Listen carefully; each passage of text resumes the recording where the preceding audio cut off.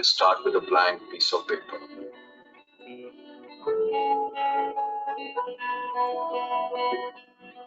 The idea usually comes as a sudden spurt, and once that clicks, I think we're all very excited.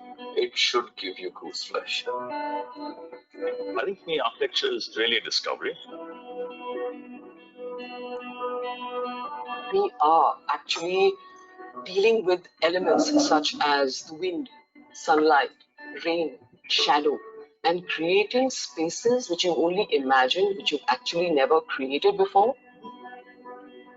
Architecture is made up of materials.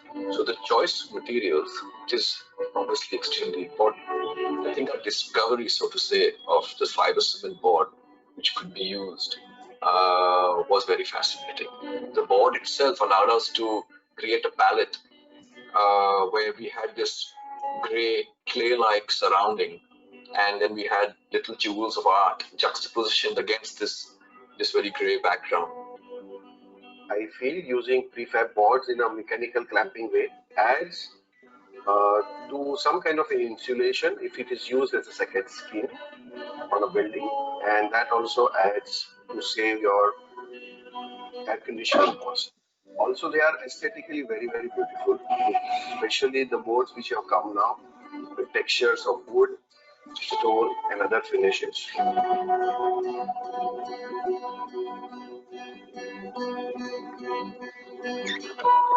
When you're using prefabricated boards and you're using so many of the prefabricated walls, then specifically we talk about efficiency in terms of the fact that it's locally made, and definitely something which is locally made is far more efficient. The fact that a material which can be bought and come to site in literally 3 days can be cut and be used and be put up so quickly is something which is going to save you time. Cost-wise, it's extremely efficient. So definitely using these materials plays a part in creating a sustainable structure. We are doing one APMC market in Latur. There, the whole concept is that we are putting all the prefab structures all together as a semi-like typical development. So it's supposed to be complete in 4 months' time. So we did DNA in one of our projects, which we did the whole factory of 200,000 square feet was completed in 3 months' time, and including the press and everything put together. So there are so much of advantages of using the new things. We designed a building in Delhi where proposed a hollow beam system, then using these paneling systems to cover the whole structural and service framework. So even the flooring would be just stones on neoprene pads. So you can actually dismantle the whole building after its use and have as little, ecological footprint in the area. So I think a prefab methodology allows you to achieve that very easily. Using this particular thing, we were able to reduce 30 mm sizes to 19 mm sizes. We were able to reduce the structural costings of the facade. I think that's very important in architecture, that we constantly question our work and we constantly evolve it.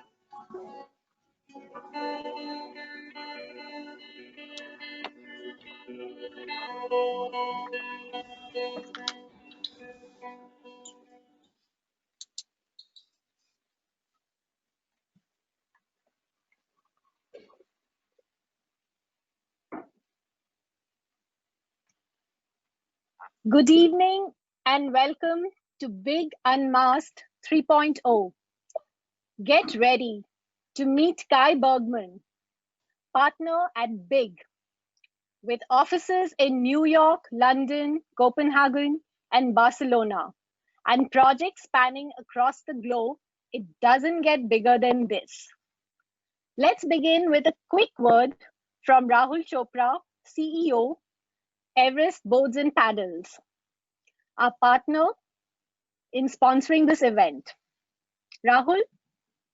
I'm extremely happy on behalf of Everest Industries to be present here today as a partner to UNMASKED 3.0, and we are extremely happy to have Kai Bergmann of the famous architectural firm Big with us here. We are all eagerly waiting to see him present his their fabulous work that they have done across the globe. But just to give you a little bit about Everest, Everest has transformed itself from a roofing company to comprehensive building solutions provider. Today, the company offers a wide range of roofing, ceiling, wall, flooring, and cladding products for modern building solutions. Everest has consistently introduced innovative building products such as pre-engineered steel buildings, light gauge steel structures for industrial and commercial sectors, and solar rooftop solutions. Everest has been a pioneer of fiber cement boards that allow for a strong, light, rapid, and durable construction of residential, commercial, and industrial infrastructure. Everest boards can withstand external weathering and are resistant to moisture and fire. Green Solutions is our endeavor to save the planet by lowering the carbon footprint caused during construction. At the core of the solution are Green Pro certified Everest boards, which provide sustainable solutions through durability and strength with a long product life cycle, unimpacted by the weather elements. These are ideal replacements for traditional products like timber, brick, and sand that cause topsoil erosion and environmental hazards. Everest boards address environmental issues to reduce pollution, erosion, wastage, and energy consumption. Our boards conserve water by using dry construction methods. They eliminate pollution and debris generation. A lightweight products, these also lower foundation and structural costs. The innovative portfolio of Everest boards includes heavy-duty boards for exterior application, designer boards, Rapicon walls, and the art range of very aesthetic and appealing products that we have. Everest boards can be used in a diverse range of applications such as cladding, ceilings, walls, facades, and partitions. Interior and exterior wall lining, prefab structures, drywall, mezzanine floors, and furniture. To change our approach towards building green successfully, we need to reimagine the entire process. Along with all of you, Everest seeks to partner with you in that journey towards creating a sustainable future enabled with design. Thank you very much. Look forward to hearing Mr. Kai Bergmann and welcome all of you participants for this very interesting session today. Thank you. Thank you, Rahul. Thank you so much for supporting Triple ID. The team at Triple ID Bangalore, with its chairperson Dinesh Varma, has been working tirelessly to bring to you this blockbuster episode of Big. Over to you, Dinesh. Hi, Yes, everyone. we can hear you. And a very, very good evening to all our people who have logged in India. A very good morning to people who are there in the US and people all over who have sort of logged in to see this big event. A special welcome to all the Triple ID members in Bangalore and all over India. Dear fellow architects, fans and followers of Big and ARC, our architect, Birmingham. A big, big welcome to all of you to this big program. Just to tell you a little bit about Triple ID, it's a professional body which is based in India, and we provide a forum to interact and coordinate and communicate between the professionals and the trade people. And even in such times where things are not happening and COVID is sort of all over, we are very happy to tell you that we have been doing more than 3 programs like this every month. Thanks a lot for everyone. Thank you everyone for joining in. A big welcome to our speaker of the day, Mr. Bergmann. He'll of course be introduced separately by somebody who's very special to Triple ID also. And I just request all people who are not members of Triple ID, you just take advantage and log on into tripleid.in, become members and enjoy such programs again and again. Over to architect Gayatri Shetty. She has been the past chairperson of Triple ID Bangalore, and she is a senior member of the National Executive Committee of Triple ID also. Gayatri, it's all up to you to introduce the guest of the day and the speaker. Thank you everyone and a warm welcome once again. Hi everyone, it's a great pleasure to be introducing Big, which of course needs no introduction whatsoever. As we all know, they have offices and have work right across the world, and of course they're surpassing the world as well. but that we will wait to hear. I have a personal story with Big. I was, there at when they were, when they won their awards at VAP, especially for the 8th plan, the 8th house. And also a couple of years ago made this, journey to Copenhagen and really walked through a couple of buildings myself. And it's wonderful to have experienced some of these designs. I think the Lego house is brilliant. I think the housing, projects that you all have done are amazing. And, can't wait for everyone here to really see all these projects. Just want to also mention that, Big has won numerous awards. I'm not going to talk about everything, just talking about a couple of recent ones. 2011 was Wall Street Journal Architectural Innovation of the Year Award. WAP 2020 for NOMA 2.0. And of course, want to just finally just say in their own words what they talk about their architecture.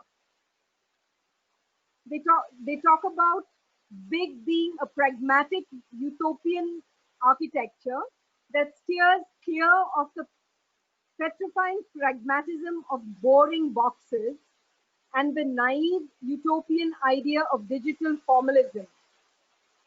What they believe in is hitting the fertile overlap between pragmatic and utopia. I don't think you could describe it any better. Over to you, Kai-Uwe. All of us are just waiting to see your presentation. Thank you. So thank you, Gayatri. Can you hear me? Yes, we can hear you. Fantastic. Sincerely, greetings to everyone out there in Bangalore, all around the world. Thank you, Triple ID, to this incredible invitation from the Interior Architects Association. Thank you to Everest Industries for making these types of programs possible. And Dinesh, Kavita, and Gayatri, thank you so much for your personal announcements. I would like to draw the curtain back a little bit to give you a peek behind the ideas, the workings, the makings behind the work of Bjarke Ingels Group. So I hope you have your seatbelts on. We're going to go for a ride. And let me begin with the presentation. Can everyone see the slides? Fantastic. Yes. So I'd like to just show you a little bit about our offices. This is where I work, the big office in New York. We, as Gayatri has mentioned, have been able to work on a lot of different types of projects around the world. Here you can see some of the most recent ones that have also been completed, like the Lego house. And I think what it shows is just that there's a strong desire to work in many different places, but also with many different programs. Trust me, we're going to go not only from the outside, but we will also look at these buildings on the inside. We continue to be working in a lot of different places on different projects. So also look forward to hearing about the work in the months and years to come. We have right now 4 offices with a 5th one opening soon. We are, of course, headquartered in Copenhagen. We also have a very large office here in New York, where I am. And we have smaller offices, but very important ones in London and in Barcelona. And just before COVID was sort of putting the world on pause, we were just about to open also an office in California, which we hope to celebrate when this is overseen. This is the space in Copenhagen. It's a very large kind of factory type of building where 280 of my colleagues are working. and contributing. Our space in New York is also a sort of old warehouse built about 100 years ago, and provides a great backdrop for us to do our work. And then this is the most recent office in Barcelona. So you can also see that we really enjoy celebrating the city's architectures where we are. And I think what this kind of a conversation does is it combines us. We are all coming from the same planet, and we have also these resources, I think, that we as designers and architects are responsible for. So through a series of projects, I would like to show you how we think about our global responsibility to consider these precious resources. And what I would like to do is to travel with you through different scales of projects, from the smallest to the largest, because in a way it will demonstrate to you that no matter what scale you may be working at, you may be a one-person or a two-person office, you may also be working in a much larger office, you can make an impact around you at any scale. And let's start at 150 square feet. Many people would say that is a relatively small home, but it doesn't mean that it has to be a kind of less of an experience or less of a kind of feeling of home. We have designed a small cabin that is entirely off-grid, that can heat its water source from solar panels, and also deal with the other needs directly on the site. This is also meant to be a small palletized building system that two carpenters can actually put together in a few short weeks. So here it's an A-frame, nothing revolutionary, but I think the way that we've actually looked at where to place things and where and how to integrate systems that we all need, it is done in a very sort of intelligent and a very sort of generous way. Here's the main living space that you can see here. It's heated by a wood burning stove. We have a very simple sort of system of timber, both primary structural timber as well as framing. And we use a very thin cork board as an acoustical and insulation material.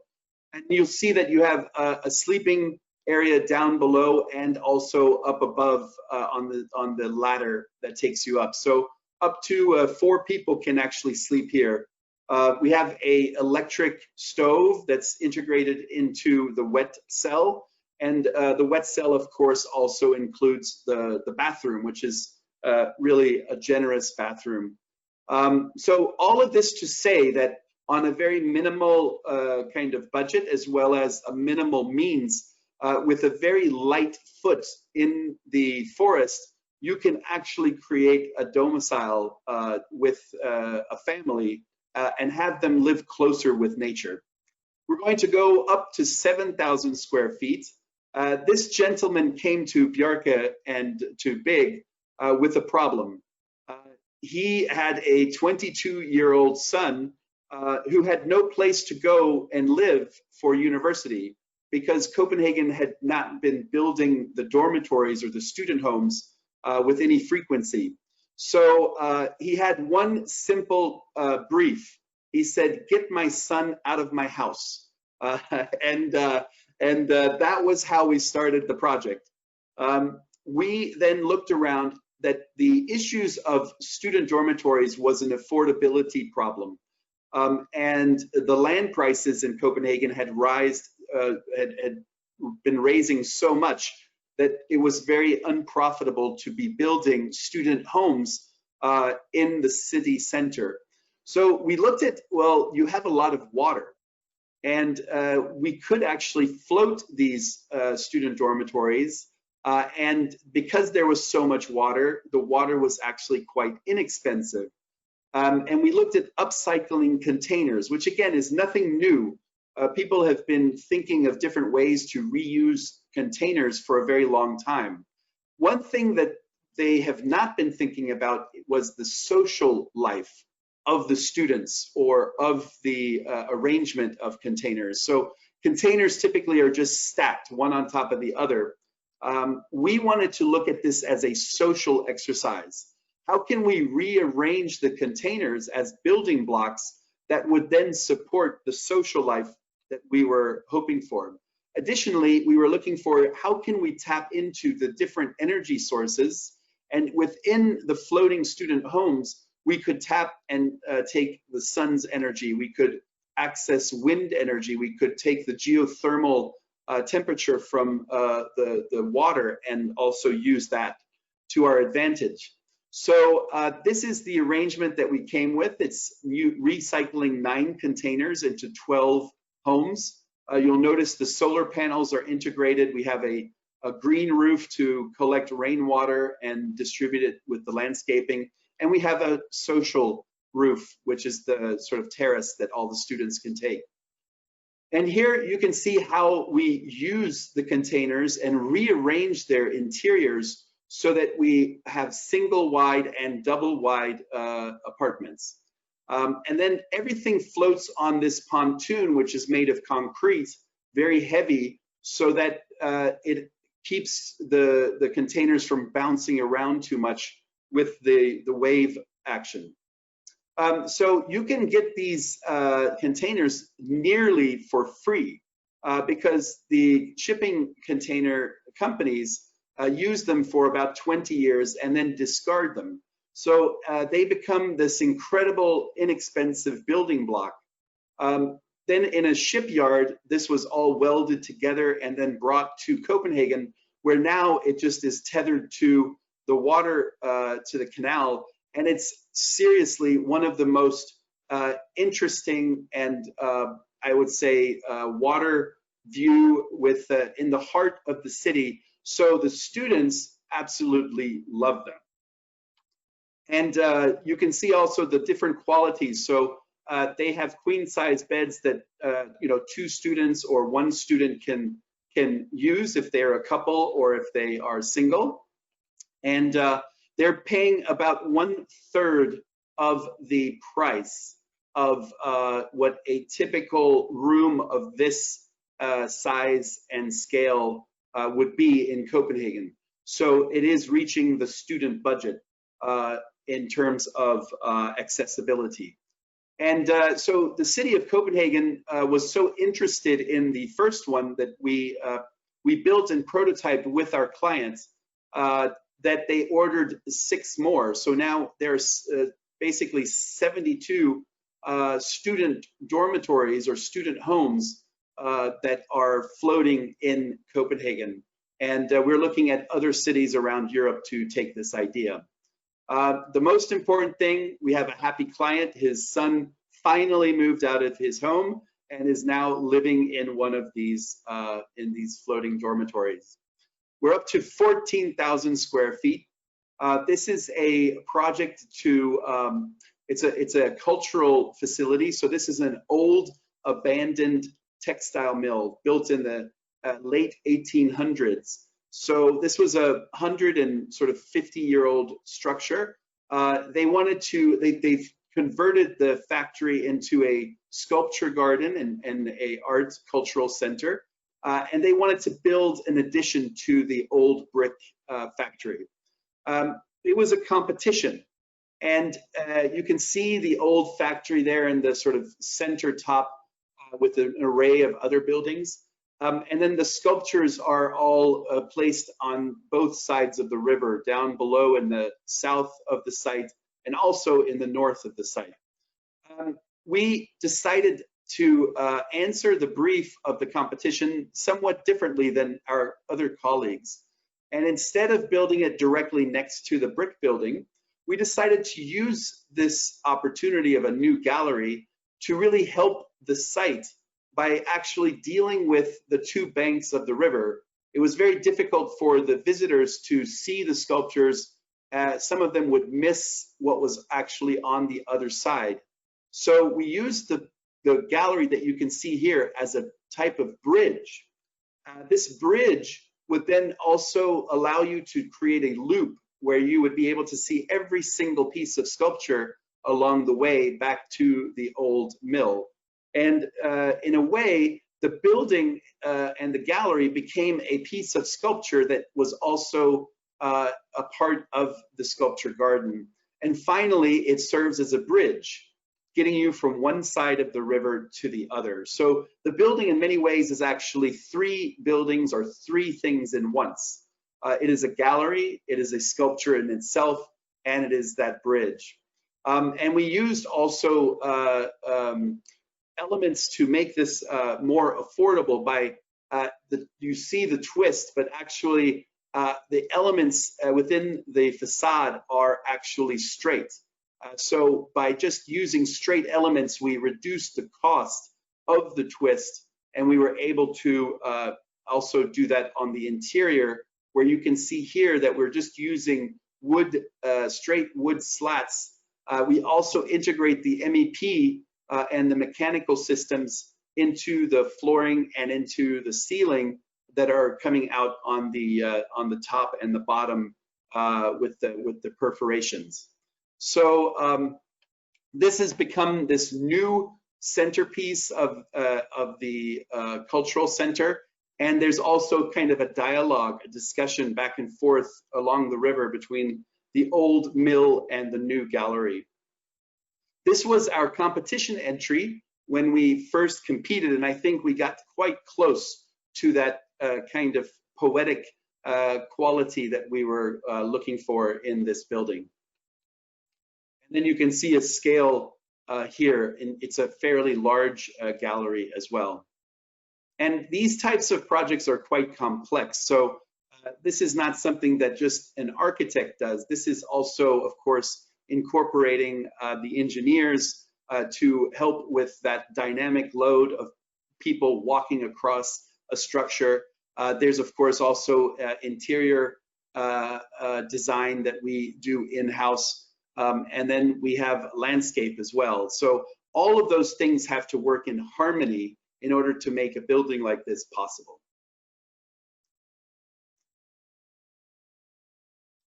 So we've gone up to 25,000 square feet. And again, these are, I think what you notice here is that there's a quite range of designing kind of art galleries in forests. And this is something that is more mundane and everyday. This is a high school that actually Bjarke attended as a teenager. And his former math teacher is now the principal of the school. And when Bjarke was starting his architectural business, the teacher came to him and said, I would like for you to design new classrooms as well as a new multi-purpose facility for the school. And Bjarke realized he would love to work at his old high school, but he also realized that what the school was intending to do was to build this multi-purpose hall onto the soccer fields, because that was the only land that was around. He knew that if he took away the soccer fields from the students, none of the students would like him. So he proposed to actually take the multi-purpose hall and to place it in the courtyard of the school.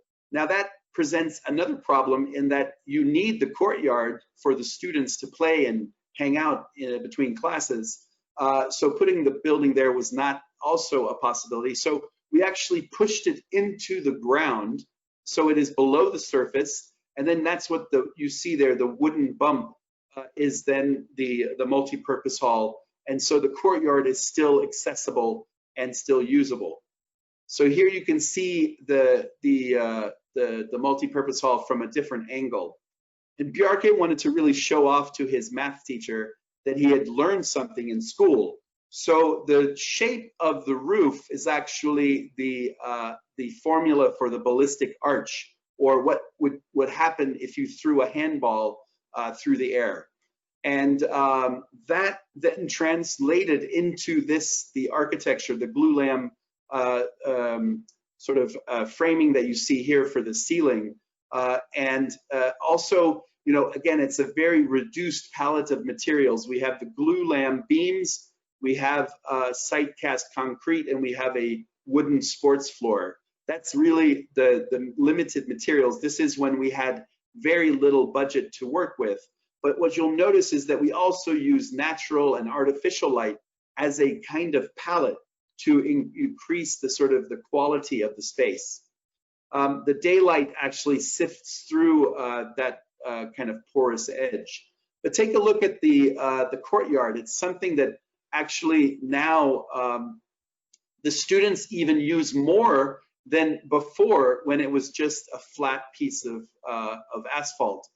And now the students have places to sit and places to actually celebrate their achievements. This is the graduating class from this past year. One thing that is also interesting is that the use of the courtyard can actually be quantified. The janitor told us that he thinks the courtyard is used 5 times as much as before this building was built. And we kind of scratched our heads and said, so why do you think it's used 5 times more?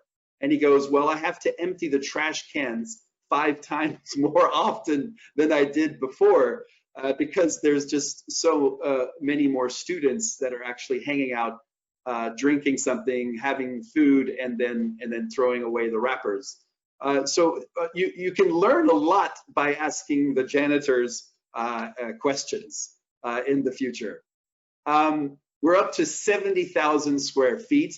And again, this is what is sort of, I think, one of the really rich qualities of BIG, is that there is no project either too small and no site that is uninteresting. This is in a sort of random neighborhood in Copenhagen. And what you'll notice that it's one of those sites that's just left over.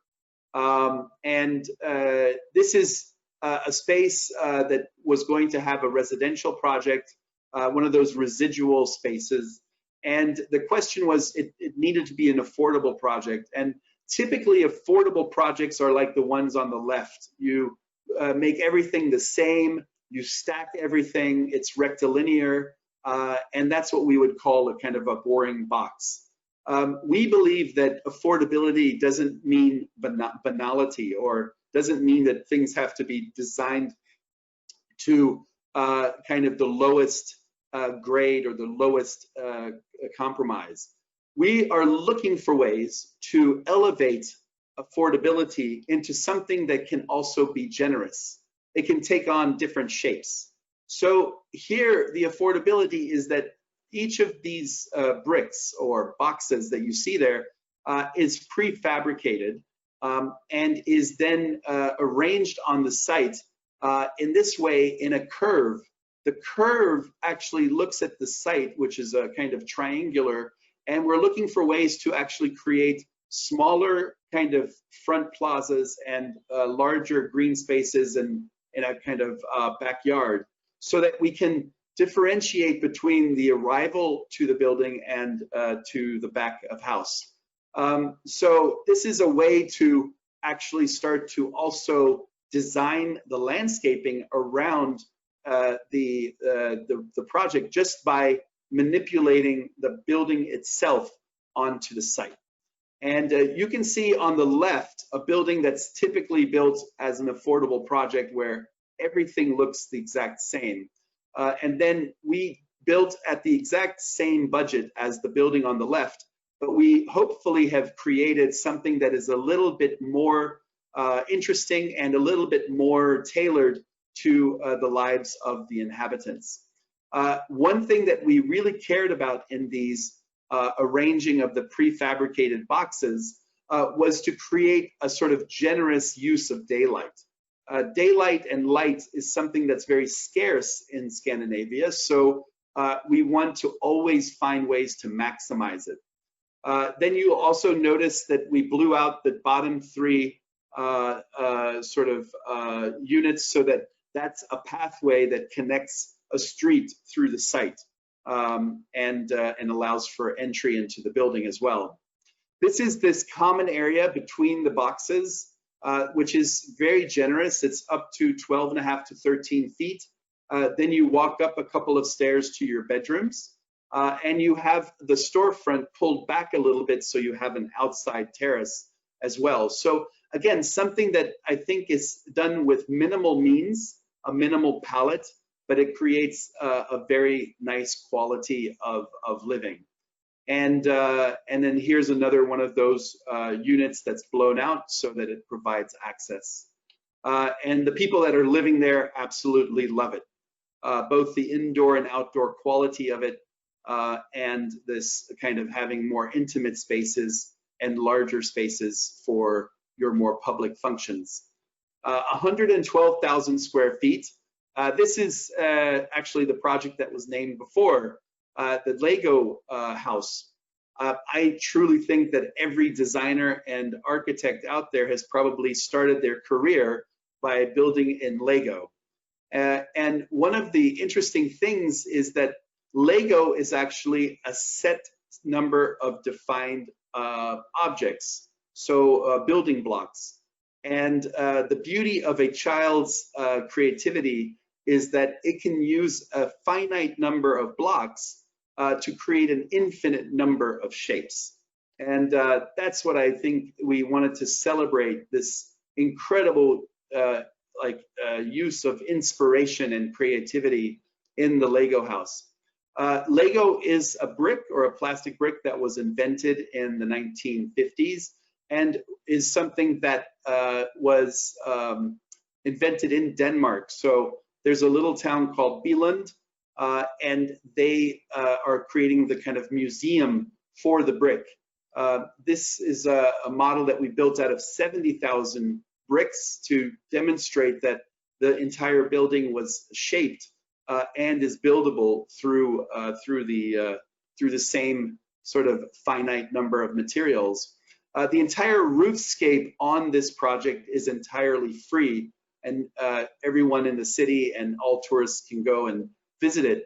Also, the ground floor is entirely free, and then the museum sits between floors 2, 3, and 4. So we wanted a building that everyone could play upon and use. We also wanted it to be very active for all generations, from children to adults. And that was very, very important, both for us as well as for the client. What you'll also notice is that all of the structural concept is that there are no columns on the ground floor. So every brick that is sitting on top of the other brick is doing so structurally, so that it creates kind of a super arch. And that gives incredible, enormous freedom for Lego to create this interior that you see here, unimpeded by columns and structure. And it really offered them an incredible different rooms and spaces to celebrate all of the great things that are made out of Lego. When you then walk into the staircase and down into the crypt, there is in the vault one Lego set of every Lego set ever made. And it includes my first Lego set, which was the Yellow Castle. My grandmother purchased this for me back in the early 80s, and I still have it to this very day, and am looking forward to giving it to my daughter. So it's something that really is a part of you. It's very hard to let go of your Lego. And it was a real humbling honor to be working on a project like this.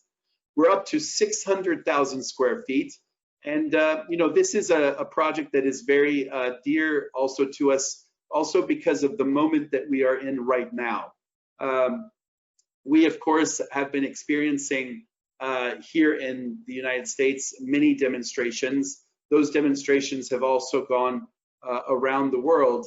And it's one about equity, and it's about also having tolerance for people from different points of view and different perspectives. This was when we founded BIG now 15 years ago. There was a moment in the history of Denmark where there were similar demonstrations, and these demonstrations were also along racial and religious lines. This is the neighborhood that our office was in, and we were asked to design and develop a project that celebrated these differences. So the neighborhood where our office had been is called Nurbro, and there are over 60 different nationalities in this neighborhood, all concentrated. Many of them are immigrants, first generation. And so the project really started with us listening to each other.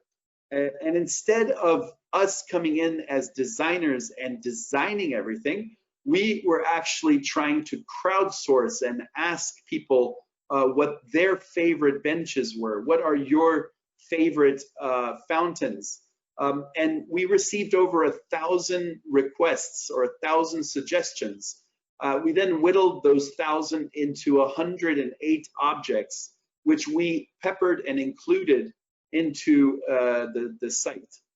And so more than architects, we actually became curators of this open space of about 1 mile long.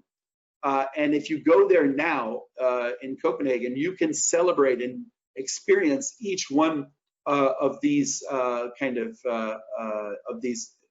parts. So we have the real red square sign from Moscow, which the city of Moscow gave to us, and that's now sitting in the Superkielen Square.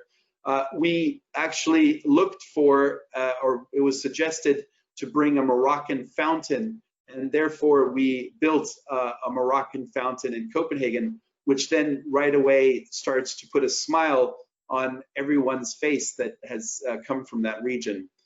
This is a dentist sign from Qatar, which is now a kind of a neon sign that sits in this park.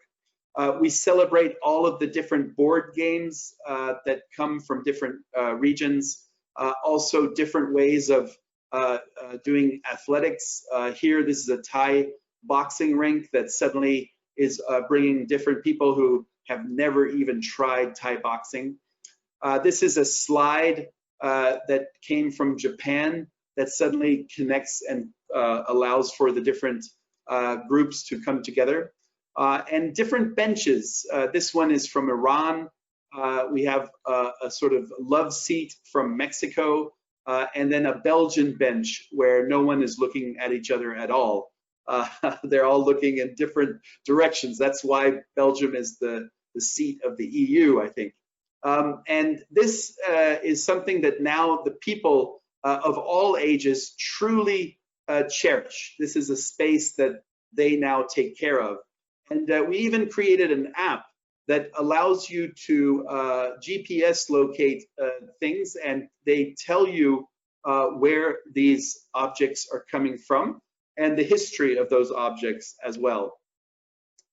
And this is a park that is designed by the people, and therefore the people also are truly celebrating.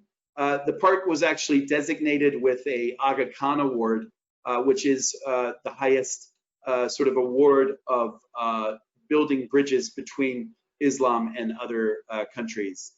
We're up to 770,000 square feet. This is the VIA project here in New York that I've worked on as well. And you know, to be given an entire city block in Manhattan is not something that happens very often. And we wanted to somehow combine the traditions of America, the skyscraper, with the traditions of Europe, the courtyard building. So we wanted to create a new typology, which we call the court scraper, that you could actually have both the qualities of the courtyard along with the heights of the skyscraper. And you can see how that sits into the sort of edge of the city, going from the water's edge all the way to the city edge. Likewise, you know, Central Park is such a defining piece of space here in New York. We wanted to bring that Central Park space to the building. So it's the exact same proportions as Central Park, but just 13,000 times smaller. And we looked for, there's 705 apartments, so one could typically say that there are 12 or 1,400 people living in this building. You know, imagine being in the city of New York, yet when you open your window, when you wake up, you hear birds chirping outside your window. So this incredible kind of oases of space that you've created to create, I think, one of the really unique experiences, living experiences in New York. This building was our first building completed in New York. We're going to 960,000, so another high rise, this one in China. And I think Shenzhen is probably very similar to also Bangalore in that it's a very tropical, very kind of humid climate, and that, you know, we tend to continue to build these glass skyscrapers that you see on the left everywhere in the world. And we don't ask ourselves the question if those glass skyscrapers really make sense. You know, it doesn't help if you are building a glass skyscraper and then you need to tint the windows so dark that the sun does not come in, and then it's too dark inside, so you actually have to have more artificial light in order to read the paper in front of you. And then you have to have air conditioning inside because the artificial light and the sun are heating up the space so much.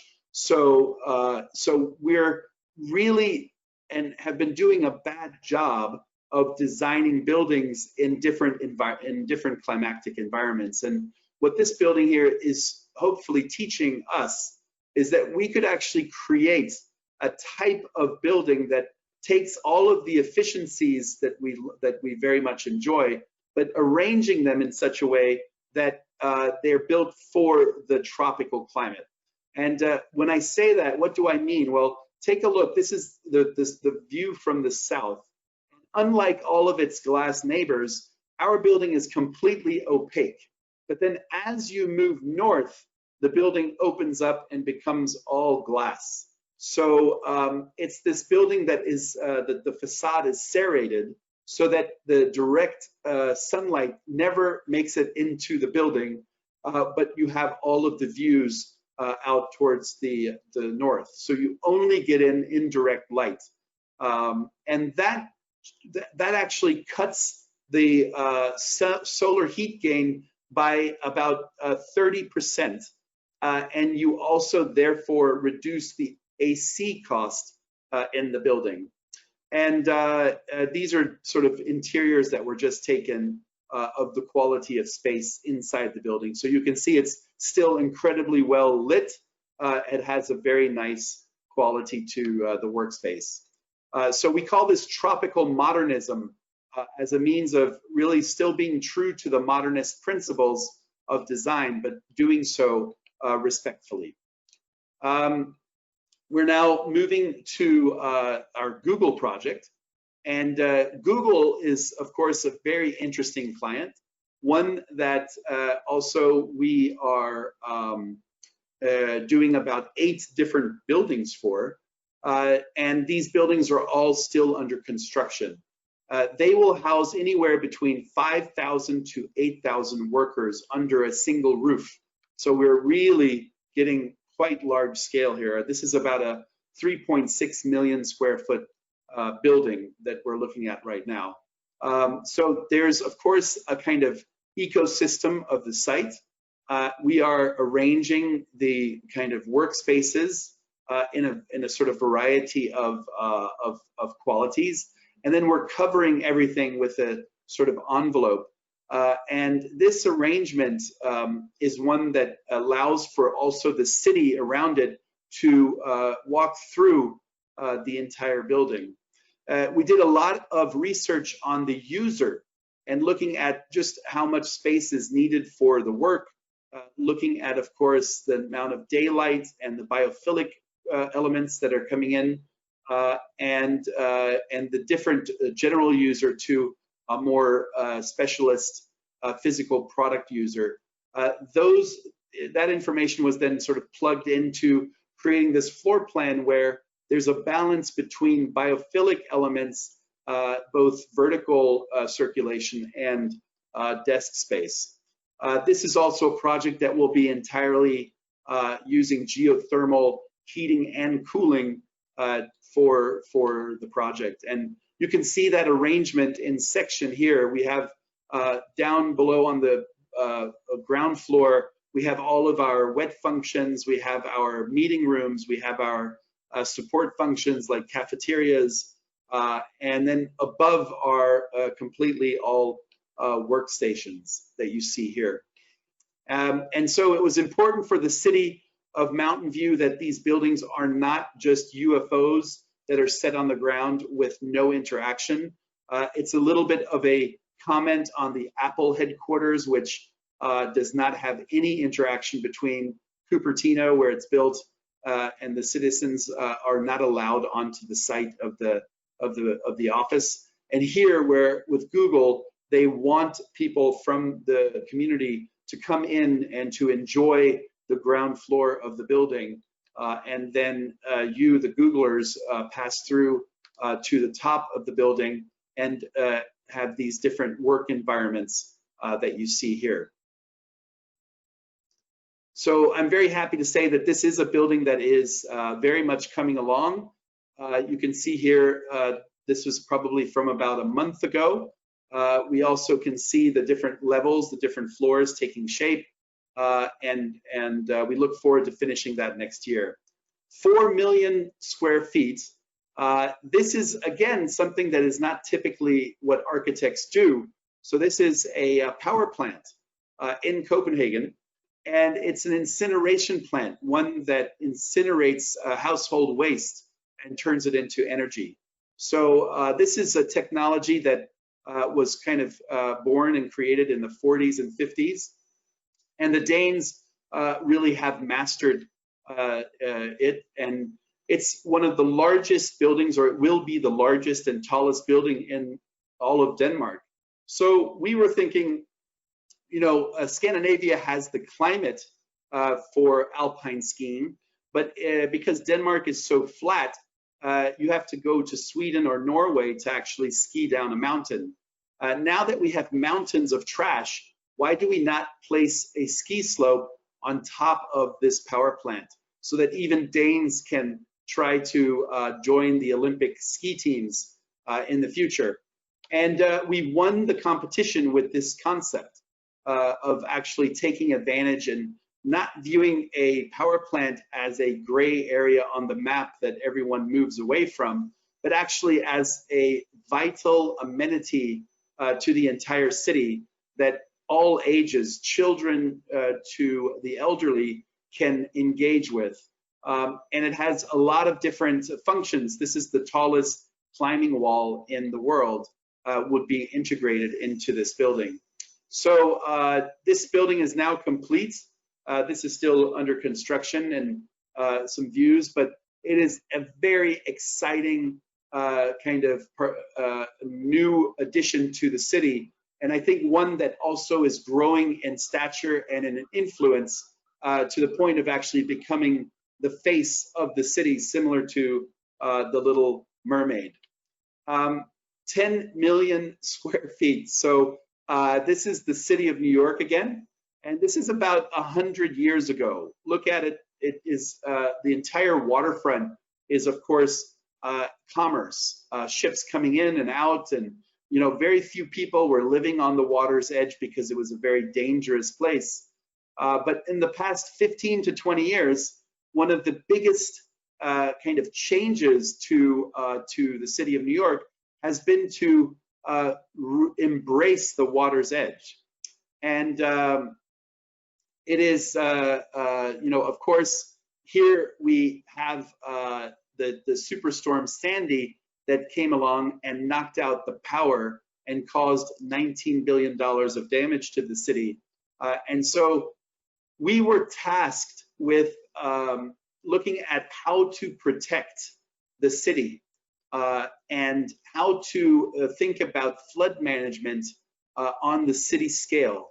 So everything in light gray was actually flooded during the superstorm Sandy. And we came up with this idea of the big U, of flood management. But instead of just having engineers design a dumb gray wall, we wanted to spend or invest the flood management system and dollars, but also to embrace people and the activities that people do, so that when you build something like a flood management system, you actually also invest in the people and the needs of the people. We listen to the people.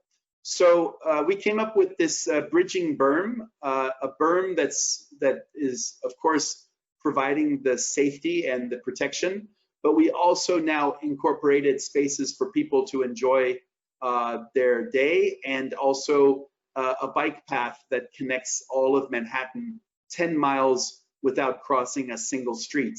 So in many ways, also creating a much safer way of getting around the city. And here is how that flood management system would work as a piece of urban furniture, and then how that would protect you against the kind of rising currents. I'm very happy to say that we actually received federal and state funding for this, and the first 2.5 miles out of 10 will start construction this year. 1 billion square feet, and this brings me to big in India. So of course, since the Big Bang and since human habitation, there have been advancements, technological advancements, from the wheel to the boat, to the train, to the car, and to the jet engine. So the question really is, what is our next development? What is the next transportation paradigm? And I think that we can all agree that we have been involved with the Hyperloop, which is now a combination of Virgin Atlantic and the Hyperloop kind of technologies company, which is looking at actually sending people through vacuum tubes at up to 800 miles an hour. And this is something that would be even faster than flight. And that is actually a test track that is in Las Vegas, or outside of Las Vegas. And I'm very happy to say, for the past year, we have been working on a feasibility study of actually bringing the Hyperloop to India. And this would be actually from Pune to Mumbai, which is done through the public municipalities in both cities, and is a feasibility study that we're now also building test pods. And once we have reached the speeds that are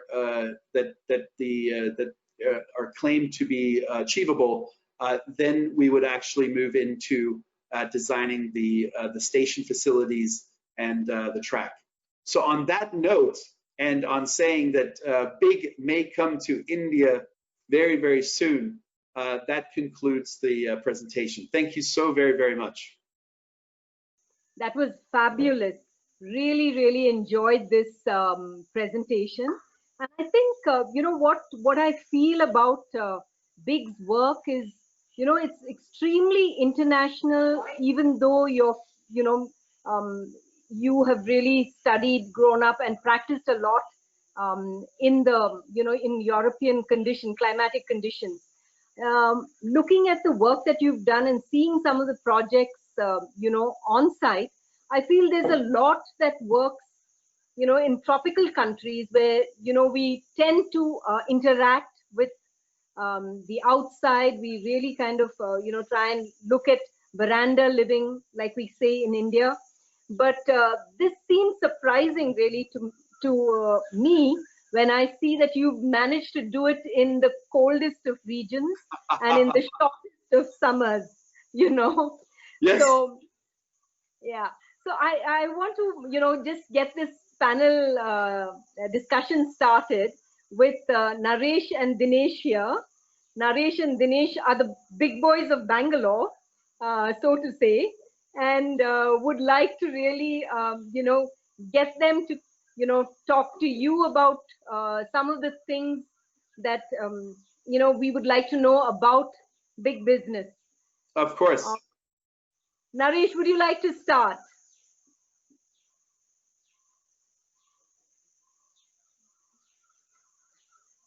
We can't hear you, Naresh.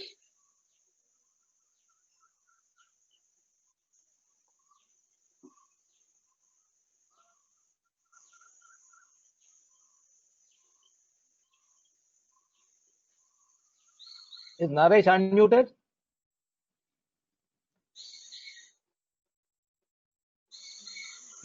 Nitish, can you unmute? Yeah, he can unmute. Yeah.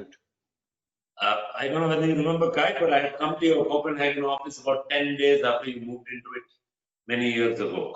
And I met you there. But you didn't have a beard that time, I remember. No. Beard, I think. COVID phenomenon. You and Sheila Maini, I think, were there. Both of you, I met both of you there. Anyway,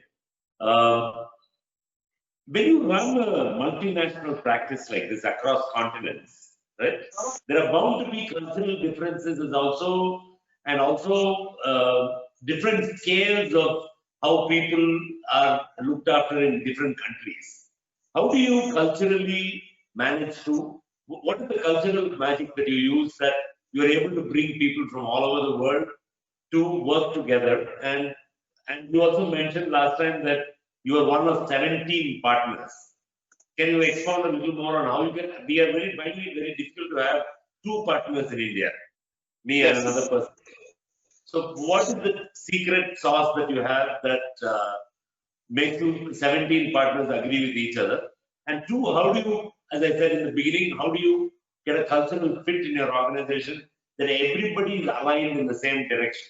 Yes, and I like that you use the word secret sauce. So I think that a few things. I think that the architectural education is a global education. It truly teaches you to think kind of pragmatically and to think how to use different digital tools to design. This allows people to move freely from place to place because unlike the law profession, where you are learning a specific law to a specific area or region, architecture, you actually become a better architect by traveling around the world.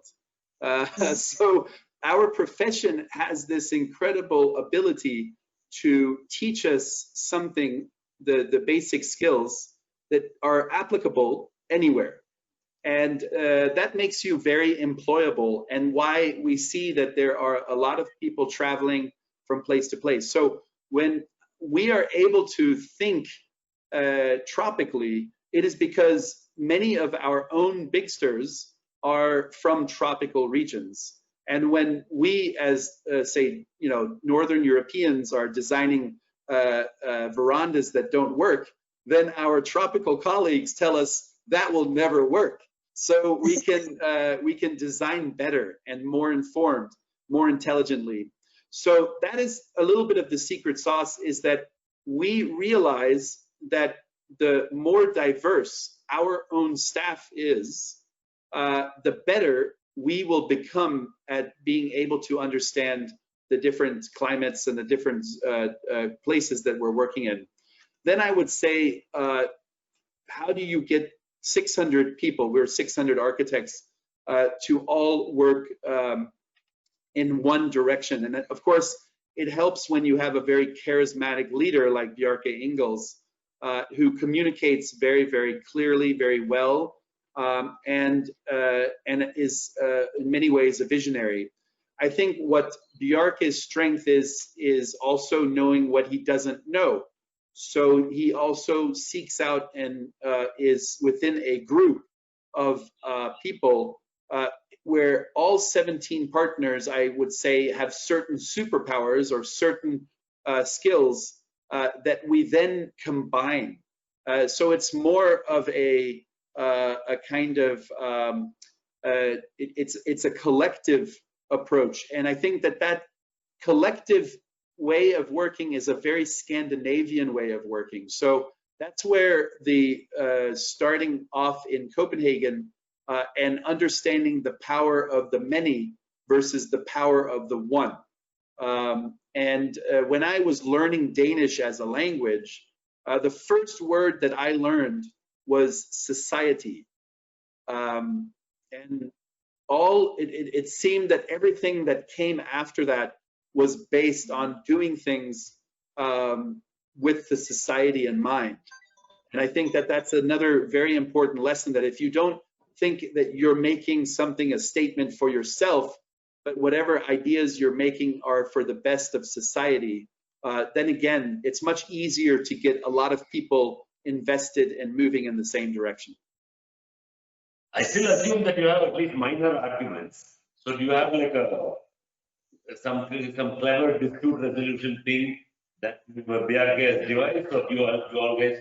I'm sure you don't agree on everything, right? It sounds too good to be true. So you must be having something. Yeah. I said you must be having some kind of dispute resolution mechanism which may make sure that you don't argue too much with each other beyond a point. And we try. We try. Dinesh?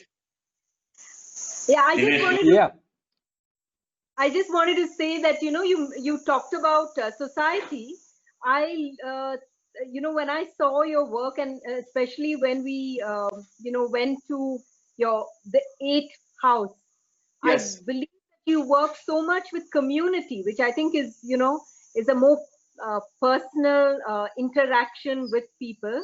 And I think that project really showed how, you know, each person had his own space, interacted with his own, you know, piece of sky, so to say, or, you know, landscape, and also was very much a part of the community of the building, and it was open to the city. So it was like a fabulous project which really had all of this in one. And Dinesh? Sorry, I'll just say that on the 8 house, what is, I think, most successful is that it also is something that works across generations. So, you know, we integrated a kindergarten into it. We provide senior services inside the building. And when you can create something that 3 or 4 generations enjoy, that is the basis of success. I think, and too many things designed today are very profiled to a small group of people without being accessible to all. Yeah, great. Dinesh, would you like to? That's true, Guy. You know, yeah, I was, you know, just, you know, it's something wonderful. I have been a bit unfortunate. We haven't met, and I have not sort of traveled to your projects, but I heard a lot about them through my architect daughter, because she has been to a lot of your projects, and, you know, she was going gaga. She said, no, you should see this. That place is so good. And every place, what you have designed and even showcased today is highly, I would say, socially interactive. The project may be belonging to a personal party, whether it was the Lego or whether the Google building or whatever. What is different about it, what I noticed was, you know, that the social relevance, that you make it a point that a normal person, the society, should be able to enjoy the project as much as the people who are working inside it. Absolutely. And I thought was something very different, which, yes. So, you know, that is something very different. But coming, you know, something closer to what you were discussing with Naresh, and what I've been sort of told, and what we have Googled through about your thing, that, you know, Kai is the invaluable mascot of the big architectural team. And you play a very pivotal role in the design, the leadership, the communication, administration. And that definitely, you know, you have to keep on inspiring your team. You have to keep on inspiring your group. So how do you do it? And not only that, how do you keep yourself inspired? That Yes. is also equally important for us to just, sort of share your ideas on these thoughts, because, when you are leading a team like this, inspiration, getting, dividing, sharing is a very important part of a design process. Yeah, I think what people sometimes forget is that your biggest design project is your office. So the culture that you create in the office in ways is instrumental to the every single project that you may do as a designer. And I view the office as my most important design contribution. So there is a lot of emphasis on, I think, further education that we as architects never know enough. And that we're constant, that's the beauty of the profession, I think, is that we don't come out and claim to know things. We actually are continuously learning and continuously open and curious. So I think I've never lost the curiousness, and that's what keeps me going personally to continually develop and to continually get excited every single day. I also don't think I work. I think what I have discovered or found is a place that is fulfilling my passions fully. And so even when you are in the worst moments, contractual discussions, or you are trying to still push for certain design intentions, it doesn't get me down, because I realize that the pushing is required, the bumps and the challenges come along the way. It's how you deal with these that really is the important part of any interaction. And I think that one of the most things is to have your own ideals, your own design intent, and then to stick to them and not to compromise too much. And what's funny is that once people understand your intentions, then certain people will go away and certain people will be attracted to those intentions. And that's what I've also discovered. We, at a very early point in our career, said that we would never work for free. And that was at a time when a lot of young professionals, that was the only way to get noticed or the only way to get work. But if we accept to work for free, then we will also not pay our staff because we have no money to pay them. And so if we believe that their work is valuable, our work is valuable. And once again, we decided that, there were some people that never came knocking on our door again because they're just people looking for a free design. But it attracted other people because they thought that since we valued our work, then that work must be interesting, or it must have a certain reason. And Larry Page came to Bjarke at a point. We've been working for them for 10 years. So Bjarke was 42 years old, 32, 33 years old when we got the Google project. And think of that, how is it that a global brand, a global company comes to someone with 32 or 33 years of age and says, design our future home? And I think that it's because of the potential that Bjarke and Big has shown that is attractive to someone like Larry Page and Google. Can I ask you a follow-up question to that?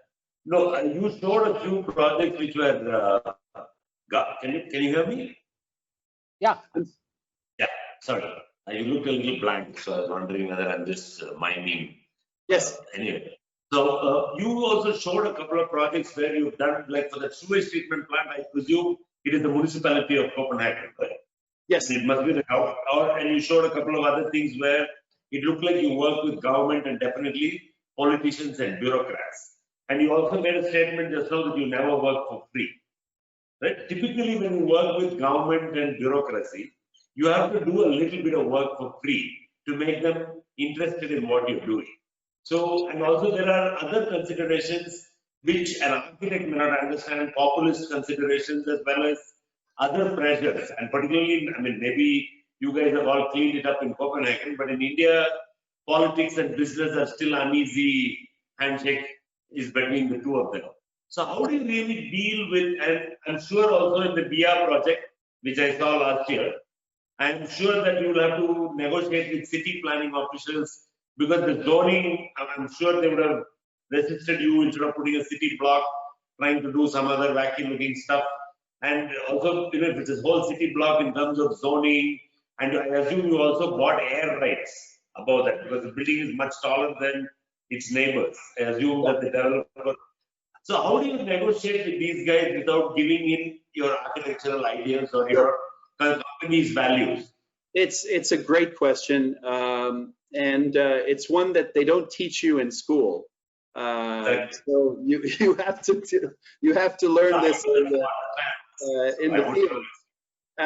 So I think there is a major disconnect between municipalities and what they value. So when I think that design services are not valued by municipalities very much, but my conversations with them is that what you don't pay in design fees, you will pay in legal fees when things go wrong. And if we can just start talking about moving some of your legal fees into a design discussion, I think I will prove to you that we will design less friction, less disturbance, more cohesion, more functionality. And it has been a career conversation. It's not something that happens overnight. But over the last 2 decades, we have been able to convince more and more municipal entities in different parts of the world the value of design. I'll use this as a case in point. 2 projects, both infrastructure. So for the ski slope on the power plant, you know, no power plant has people on staff that manage ski slopes. It just doesn't happen. So how did we convince this entity, government entity, to become to rent skis out? Because what we discovered is that when you build a new power plant, of course, there are hundreds or even thousands of people affected by this new power plant, and they spend millions of dollars on legal suits, and it causes delay in the actual creation of the power plant. Every power plant that gets built has a slush fund for these types of legal challenges and the time that is wasted on them. Imagine that when we showed this power plant with a ski slope on top, there were almost no amounts of friction, or there was just a desire to get this built and have an amenity of that scale and size in their backyard. So the leader of the power plant knew that the slush fund that they had set aside for all of the legal friction was not necessary, and was therefore able to divert some of that into the actual price of the ski slope and then its maintenance. And I think that's a very creative leader of a municipal kind of entity. I would also say when we won the project for the flood protection in the city, the contracting authority in New York was the DDC Bridges and Tunnels. This is an entity that only builds bridges and tunnels and roadways. They had never worked with an architect before, and therefore they did not have a standard rate for architects, which was very funny because we showed them the flood protection and they said, but there are no buildings. And we said, no, there aren't any. But then why do I need you? because we designed it. Yes, but why do I need to pay an architect if there are no walls and no ceilings and no infrastructure or no buildings? And then we had to explain to them that architecture is much more. It is also urban realm planning. It is also sidewalk to building, and that this is not viewed as a park with no buildings. This is the front door curb to New York. So we had to make them imagine that this is now actually part of the curb cut to the rest of New York. And we forced them in a way to add architects to their hourly rates, which was a very long process, months and months. But that's how you do it. There's no short game. It's a very long. What I can understand from what you're saying is that you probably have a fantastic media and PR team. What portion of your 600 people handle PR and media and social media? I see something coming out of Big every day. And I also see you producing half a dozen books a year. I see you Bjarke giving talks all over the place. You are there in every magazine. So out of 600 people, are there 100 people that are handling only media and public relations? Is that how you work? Believe it or not, out of the 600 people, up until recently, there were 2 PR people. And now I think we are adding 2. So we will soon be 4 PR people. But there's a misconception that Big is first and foremost a marketing company and then an architect. I would say, it's not you saying it, it's others. No. I think that what you do is you build things that people actually are quite interested in, and the stories actually evolve themselves, and the international attention is drawn to the work. So we focus mostly and primarily on making work, and then we do have, of course, the crafting of a press release. But believe it or not, you may see Big every single day in the media. We don't put out more than 10 or 12 press releases a year. So can I, should I say that it's like, I mean, would it be correct to say that your buildings are your brand rather than your personality?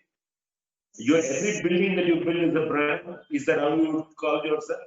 Well, I think Bjarke is, of course, a very charismatic person, and first and foremost, Bjarke is the face of Big, and I think that it does help when you have others that can also speak to the work and present the work. And Bjarke has in many ways taught all of us how to speak about the work, and so again, it's a mentoring and caring for the I think the narrative. Architecture is not just placing lines on a piece of paper. Architecture is also convincing others of the designs and the visions that you create. So if it's only you speaking to an empty room, it's very hard to get things done. If it's you speaking to hundreds or thousands of people, then maybe something will actually happen. So does Bjarke, in a lighter vein, does Bjarke like being called a architect? Does he like the word architect or no? I don't know. I didn't hear what the word was. What was the word? People call Bjarke as architect, not just an architect. Well, he is. I mean, he's an architect. Yes. That's first. When being called as architect. Yeah. The star architect. No, I mean, what I think we don't call ourselves star architects. It is definitely a media term. We just want to do good work, and we want to, I think, work on the most challenging projects globally. So that the star architect and the kind of needing for a singular person to represent the entire company or the entire firm, I think is just something that is very driven by the media and how and how it presents him or us. But I think once you dig a little bit deeper, you do appreciate the depth and the complexity. Yeah. So let me just carry this thing slightly further. You just presented and you gave us a very good insight on two of the important, I would say, relationships of the design process. One is your design team, and the other is your client. But the third very important ingredient of any project is the project budget. Yeah.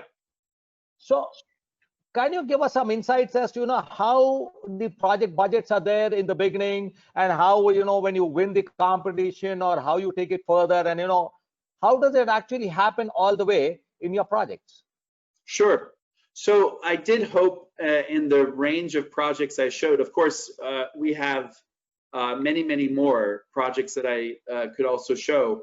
But in the projects that I arranged here, I think there were quite a number of projects with very small budgets and very kind of mundane kind of programs. A high school is a high school.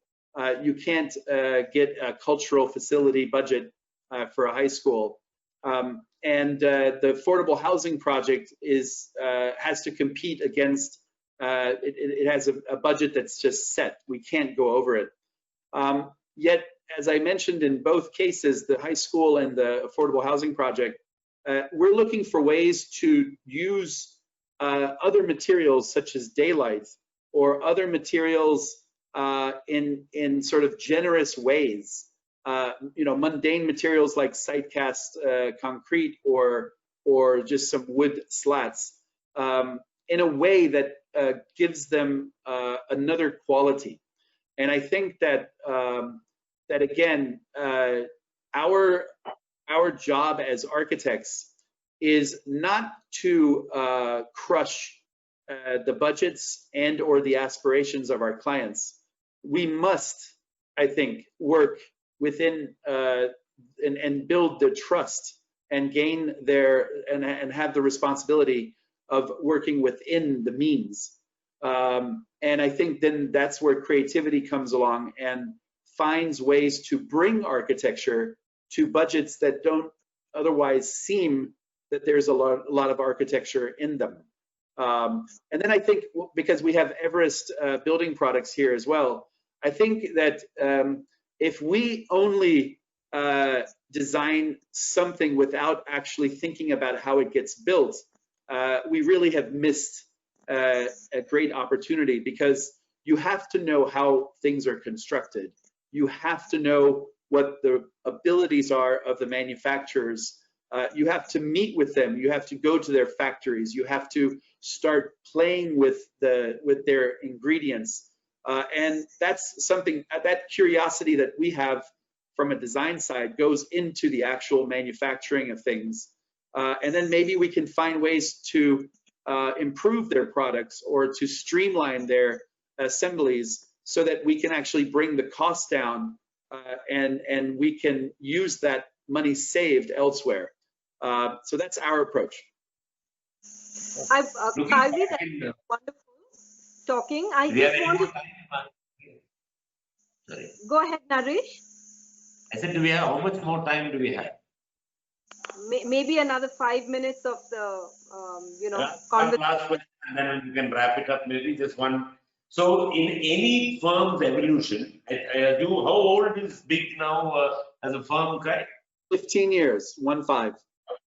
Right. So, in any firm's evolution, you will find that there are breakthrough projects which lift you at a quantum jump level from where you were to the next level. So I assume you've been there for most of the 15 years. So what were the quantum jump, breakthrough projects of Big? Which was the project which brought you in sort of national attention at the beginning? Which were the ones which are really close to your heart? So it is true. There are some projects you don't know which ones when they happen, but let me first say that for us, we don't treat projects differently. So we do bring the same thought process and the same work ethic to anything.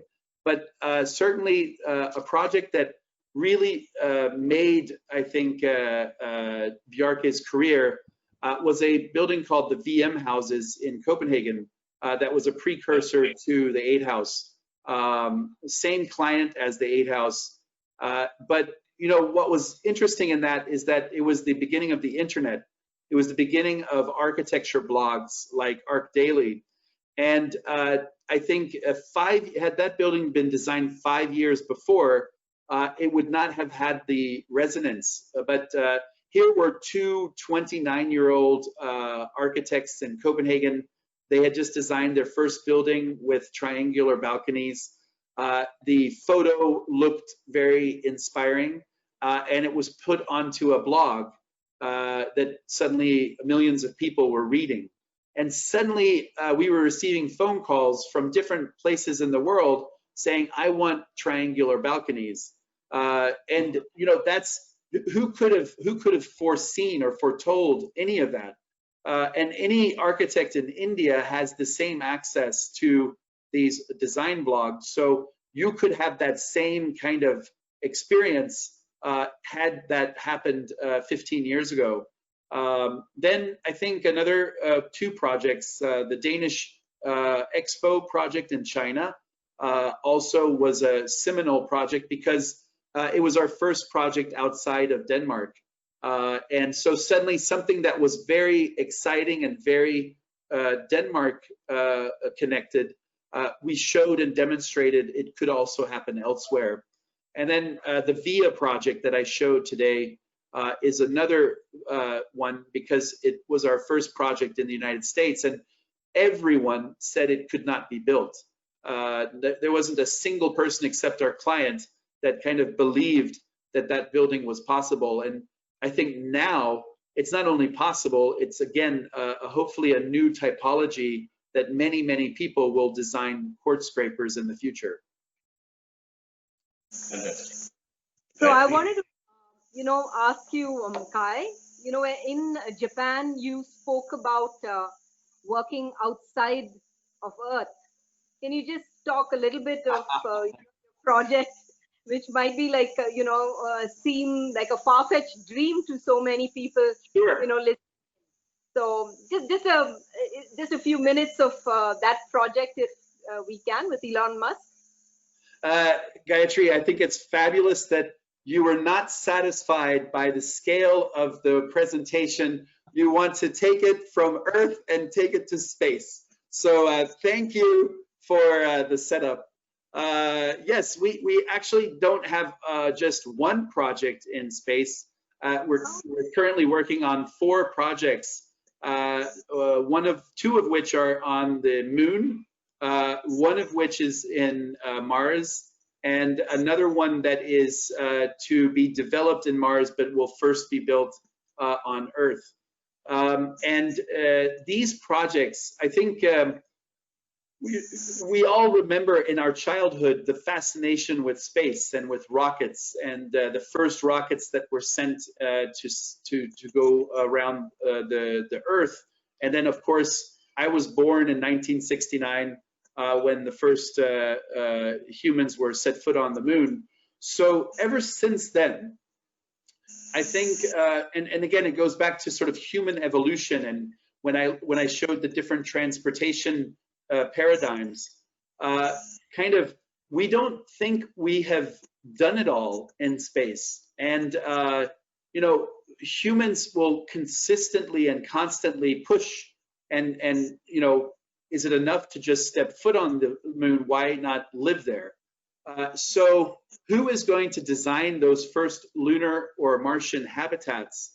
And again, if we leave it to the engineers, these poor people going up there are going to live in little sausage cans or little, you know, the human quality will not be the primary design intent. So what we would like to do is to bring architects into, first of all, space is a site. and how do you design in near zero or zero gravity environments, and how do we start to create a habitat that someone would actually like to live in for a duration of their life, and then perhaps come back to Earth again. So these all sound very fanciful, but if you actually look, in the 1920s, there were movies made about going to space. By 1960s, we were in space and actually touching other planets. And now we have been sort of doing a lot of space shuttles and a lot of kind of International Space Station things. But now with Elon Musk and others, there's a return back to planetary travel. And I do believe either in our lifetime or in our children's lifetime, there will be structures that will be built. And, it would be a shame if the architecture profession closes itself off to being a part of that journey, because then engineers will take it over. Extremely well said. Where do you look at your laboratory? I mean, where do you see all this discussion, and where does this happen? So just as there are conferences about almost every topic, believe it or not, there are space conferences. And these conferences have been happening every year since people were looking at it as a potential. And I don't think you would bump into many architects at a space conference, which is a good thing from a business development standpoint. So you don't have a lot of competitors in the area. But I would say, there are so many places that people come together. I'll just say it again. We were traveling to Florida for a project. And then Bjarke had this idea. He was like, wait, we're in Florida. Isn't this where they shoot the space shuttles from? And then, yes, that's called Johnson Space Center. And then he goes, how far is it? So we looked on the Googling, and it was 1 hour drive away. And he goes, we're driving there. So off the cuff, completely just random, we drove to the front gate of the Johnson Space Center, and then we called all of our friends who might know someone inside, and lo and behold, we reached someone inside who comes out, opens the gate, and then gives us a tour of the Johnson Space Center. So from that just moment of an idea, you can actually start to open the door. And now 4 years later, we are potentially working with NASA. Wow, that's Can I ask? Thank you, thank you, Dinesh. This is, it's been wonderful chatting and getting, all this information. But I think now Satish is going to take over with questions from the audience, Kai. But while he comes on, how many Indians do you have at BIG? I should know the number exactly, but I don't. We have, of course, 4 offices, and I'm now only speaking from my kind of memory or my thinking. But I do think that we have between 5 and 10 Indians, and I would say that there are, of course, the distinction between Indian American and Indian national. So I wouldn't be able to tell you exactly how many of each. It was just curiosity. Of course. Just one last question, Gayatri, before you hand out to the audience. I know that Bjarke was working with Ren Kulas and OMA before he came and started BIG, right? And OMA has a research division called AMO. I'm sure you know that. Does BIG have a research division called GIB or Men in Black or something? Am I doing or something? I will use Men in Black in the future, but we have something called Big Ideas, and the Big Ideas team is I think working on the ideas that seem so fanciful that you could never do them, and they do them. So the steam rings that are to be puffed out of the top of the energy plant, they created a prototype and showed that yes, we can actually blow out steam rings from the top, and that's our AMO. Okay. Thank Okay, you. Satish, to you. Thank you once again. Bye-bye. See you guys. No, Thank you. No, we are not done yet. Thank you. yeah. I'm waiting for Kai. the Nice questions. meeting you. Okay, bye. Bye. Okay, so there are way too many questions, and I have to do justice to both time and the people who are asking these questions. First of all, I must thank you for sharing all of this with us. It's left us immensely inspired. And thank you, Gayu, Naresh, and DV for your questions, because most of those questions have addressed, I guess, some other questions that the audience is asking. The audience has to excuse me, I'll not be able to take individual names. There are way too many questions, and some of them look like essays to me. So I'll have to, what I have done is a kind of a bundling up of certain questions and categorizing them into certain things so that it becomes easy for us to comprehend and then get answers in one go rather than multiple questions. So in the category of design evolution, there are people asking Kai about what is the process of design evolution? Does Bjarke give you all a sketch, whether the team participates in the design process? What's the way you all evolve those big ideas and simple ideas into a completely finished product? Sure. Project. So I think what's important to say here is that, again, we are not typically the only designers or the only team members for projects. So we, when working in different regions of the world, we also assemble very, very big teams made up of course, local engineers, local architects, and a lot of specialty consultants. So when I said that, you know, designs are oftentimes teams of 100, that's very much the truth. And so what we typically do in any design process is, of course, digging in to learn about the site, doing the research that is necessary to learn the data that is important from the solar angles, the wind roses, anything that kind of impacts on the concept or the design. Once that has been assembled, then depending on how large the design team is, we gather everyone's kind of initial comments and thoughts. The design team has typically two partners.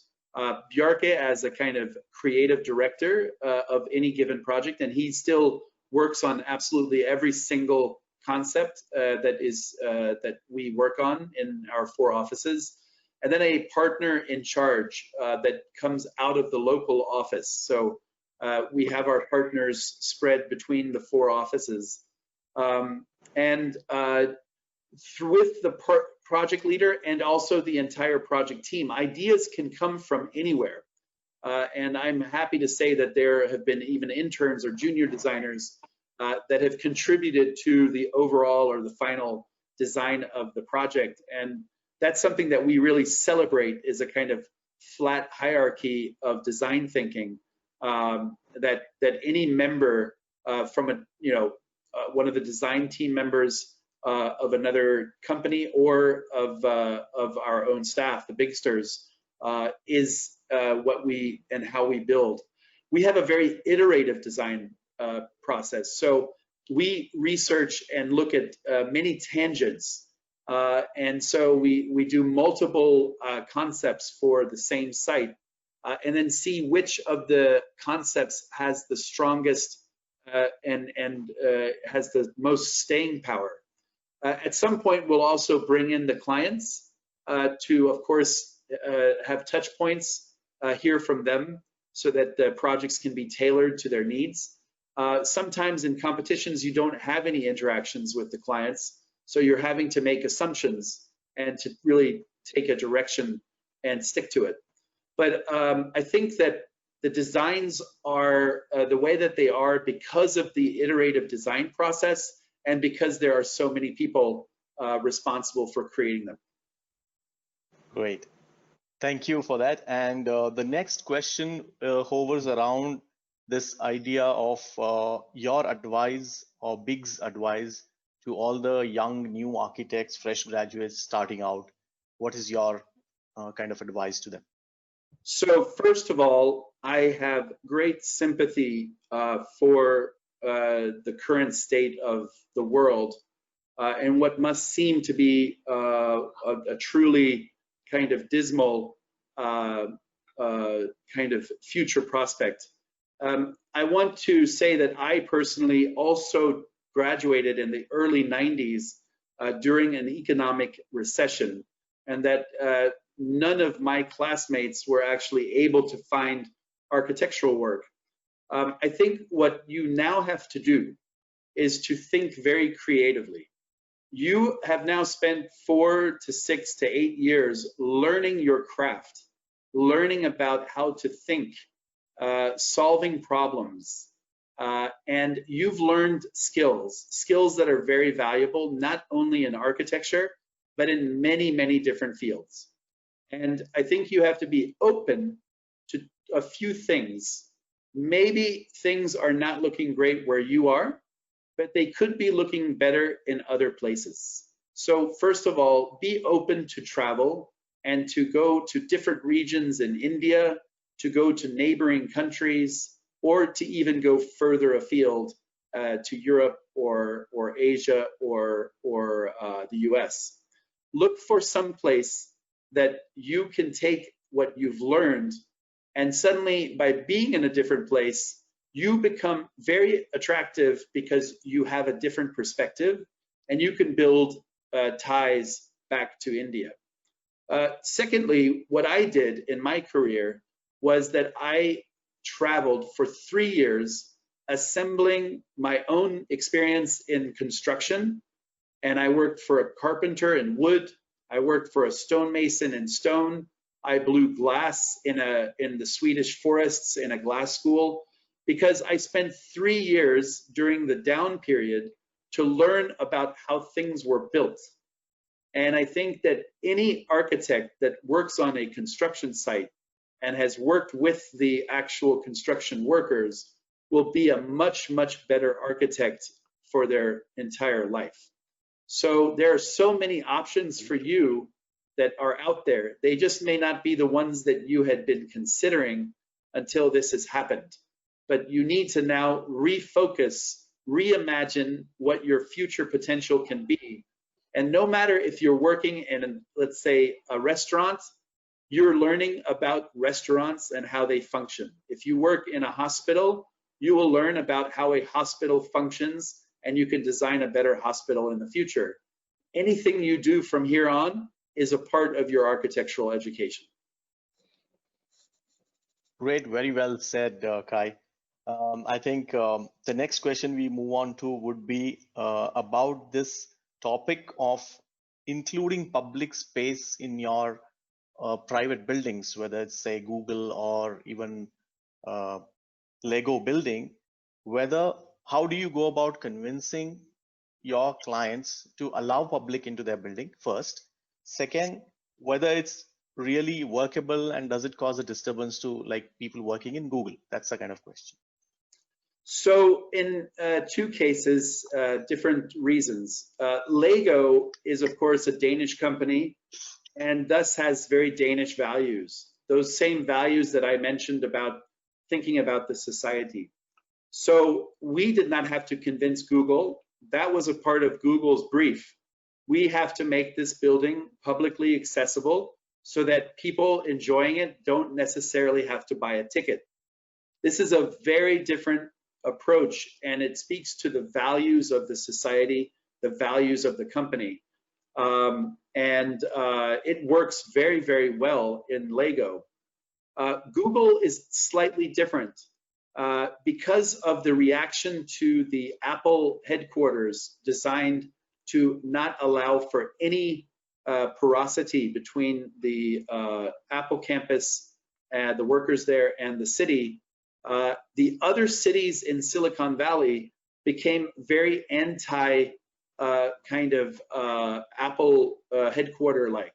So the Mountain View municipality set as a requirement that certain parts of the building had to be accessible to everyone, and that they had to really think about how to integrate the public into the site, make them feel welcome, allow for programmatic elements to be there for, and to really think about not only building thousands and tens of thousands of workplaces, but you have to think about the bus stations, you have to think about the schools that are needed, you have to think about the homes for the workers and for even the cleaning staff. You have to create a city that's usable and accessible to all. That was a requirement by the city that then Google also asked us to integrate into the design. As far as the workers to the areas that are open to the public, I think that there won't be too many acoustical issues because we are dealing with a lot of that in the materials that we choose, and also the people are not allowed into the top level of the Google office building. Great. So the next question is about rejection and failures, and have you faced them and how you have handled them, if you have a couple of examples to share? Not only a couple, folks. Architecture, be ready. You will meet more rejection and more negativity than positivity. So, you know, we only build, I think, if I look back at our career, about 2 out of 10 projects that we design historically. That means that 8 designs do not make it all the way through. Now, in any other profession or even sport, if you only hit the ball in cricket 2 out of 10 times, you're not going to be a very big cricket player, and you won't be making many centuries at all. So the architecture profession, again, is very unique in that if you are trying to push the boundaries, if you are trying to change the status quo, you take big risks, and those risks will not always pay off. So be ready for rejection. Our approach to architecture is very well summed up in our book, Yes is More, in which we deal with the sort of NIMBYism, not in my backyard, with YIMBYism. Yes, I want that in my backyard. So taking a power plant and putting more programs that people really want and enjoy is a way to turn a NIMBY project into a YIMBY one. And I would say that you need a very thick skin and a very strong back to enter into the profession of architecture. Absolutely well said. And the next question is about idea to execution and the final outcome. What are the challenges that you face? People say that your ideas are profound, but made to present it to us and made to look very simple. And we know that the construction and execution process will be quite challenging. And what are the challenges and how you address them in a brief way? Sure. So I would ask everyone that you open your mind to communicating ideas. If you only are communicating your ideas in ways that seem to be complex or seem to be layered to a point of saturation, you may be speaking to a very small sliver of society that understands what you're talking about and that would kind of appreciate certain aspects. By being able to speak to a broader audience, you do have to choose and pick how deep you can go into a certain project or depth. And that is to say that I could have spent today's lecture talking about one single project, and I could have layered it into all of the design decisions and the processes, and we would have had an amazing time going into that one project and understanding it. And I'm sure that it would show yet again that it's quite complex to get any of these buildings built. But instead, I chose to provide more of a survey of work, because I felt that it's really important to give every single person in this audience, whether you're a one-person practitioner or you have 100 architects, I wanted to give each person in the audience the belief and the chance to think that they too can make work that aspires to something and that can make a difference. Because again, we are trying to work within one world and within one world's resources. So the desire to speak about the survey of work is not to lessen any of the qualities or the challenges of any of the individual works. It is only that you choose in each case what you want to communicate. And our use of diagrams and communicating our ideas in a simple sort of communicative way is not to lessen their complexity or to simplify the work. It is to bring architecture outside of the architects and to a broader community, because we don't work for other architects, we actually work for other people. And if other people can understand the work that we do, we will have a much broader impact. Our jobs as architects is not to work for the top 1%. We really should be concentrating and working for the 100%. Wow, very, very profound. And there have been requests about when is the next big presentation. So we could possibly take it in this direction, that you kind of slice out the entire project process. Okay, I'll move on to the next one. This is about computation skills, the BIM and the artificial intelligence. What and how do you see the role of these technologies that have come into our profession as ones that are contributing to our design today and moving forward? Of course, and you know, it helps having clients like Google because Google in many ways is at the forefront of technological advancement. So Google teaches us a lot of things, especially on the AI front. We are developing a big bot that is using AI to actually harvest and find all of that research data that I mentioned we spend sometimes a week or two upon in any design process. And if you were to think that all of this information that we spend time researching is publicly accessible, so you know, GPS data and mapping and the history of the site, what has been built there, the windrows, the solar shading and solar movement, all of those things are publicly accessible. And what we're learning with the AI is how at the touch of a button, within a few seconds, you would be able to achieve the same work that a few design team members would be spending a week or two to cull and to collect and to put together in a report. You start to listen, because you start to realize that why are we spending architects' time on collecting data that's very accessible when they could be spending that time thinking strategically and creatively and actually on the architecture? So we see great strides, great advancements in taking many of the administrative tasks of design and actually utilizing AI and technological advancements to take care of those, so that we as designers can start to, I think about larger issues.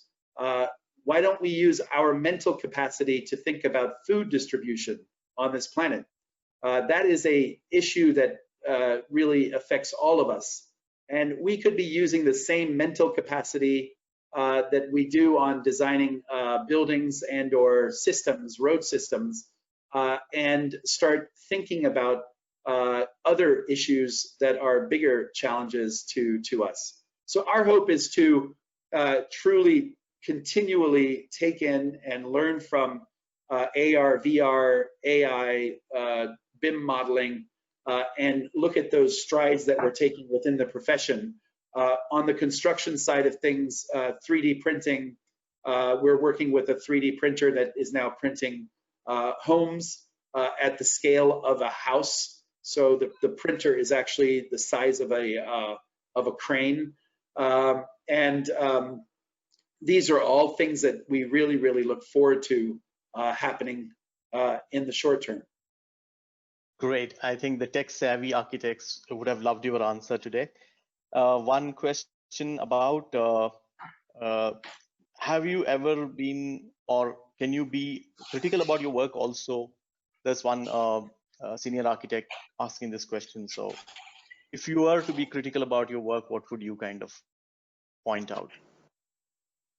As the demonstrations in the United States have really presented, I think the criticism that we can all look at ourselves is that there is something to be said about systemic racism or systemic societal issues.